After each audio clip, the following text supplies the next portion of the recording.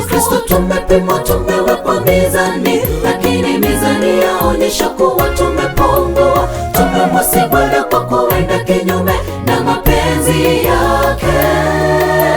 Tukumbuke kuwa hukumu yake ni ya haki na ni ya kweli. Bwana ameweka siku atakayowahukumu walimwengu.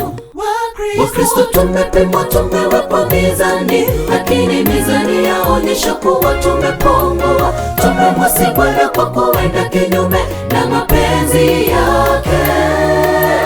Tukumbuke kuwa hukumu yake ni ya haki na ni ya kweli.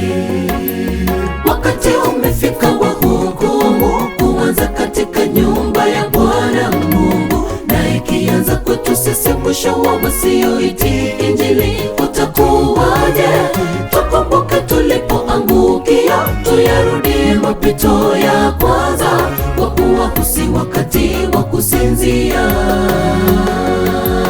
Wakati umefika wa hukumu kuanza katika nyumba ya Bwana Mungu, na ikianza kwetu sisi mwisho wa wasioitii Injili utakuwaje? Tukumbuke tulipoangukia, tuyarudie mapito ya kwanza, kwa kuwa si wakati wa kusinzia.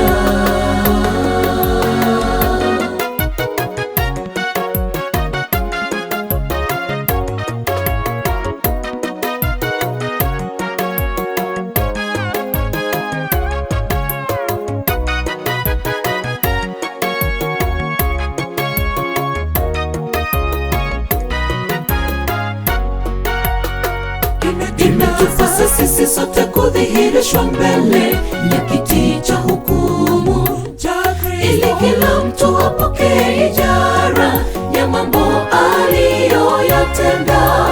Kila neno lisilo maana watakalolinena wanadamu, watatoa hesabu ya neno hilo siku ya hukumu.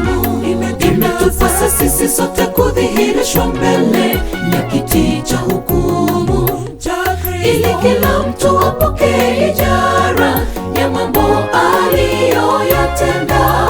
Kila neno lisilo maana watakalolinena wanadamu, watatoa hesabu ya neno hilo siku ya hukumu. Wakati umefika wa hukumu kuanza katika nyumba ya Bwana Mungu, na ikianza kwetu sisi mwisho wa wasioitii Injili utakuwaje? Tukumbuke tulipoangukia, tuyarudie mapito ya kwanza, kwa kuwa si wakati wa kusinzia. Wakati umefika wa hukumu kuanza katika nyumba ya Bwana Mungu, na ikianza kwetu sisi mwisho wa wasioitii Injili utakuwaje? Tukumbuke tulipoangukia, tuyarudie mapito ya kwanza, kwa kuwa si wakati wa kusinzia. Wakati umefika wa hukumu kuanza katika nyumba ya Bwana Mungu, na ikianza kwetu sisi mwisho wa wasioitii Injili utakuwaje?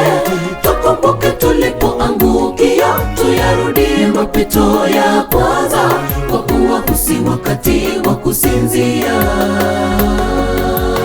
Wakati umefika wa hukumu kuanza katika nyumba ya Bwana Mungu, na ikianza kwetu sisi mwisho wa wasioitii Injili utakuwaje?